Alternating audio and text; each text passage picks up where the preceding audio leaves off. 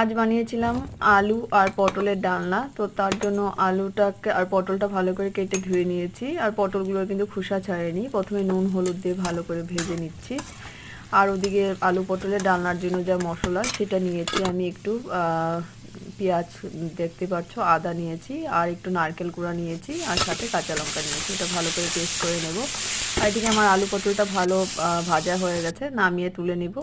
সাথে তেল দিয়েছি, ফোড়নে দিয়েছি শুকনো লঙ্কা, কারি পাতা, তেজপাতা দিয়ে মশলাটা ভালো করে কষিয়ে নিয়ে জিরে গুঁড়ো, ধনের গুঁড়ো, লঙ্কার গুঁড়ো, হলুদের গুঁড়ো, নুন দিয়ে ভালো করে কষিয়ে নিয়ে জল দিয়ে তারপরে পটল আলুটা ঢেলে দিব। আর সাথে করে দিয়েছিলাম গরম মশলা।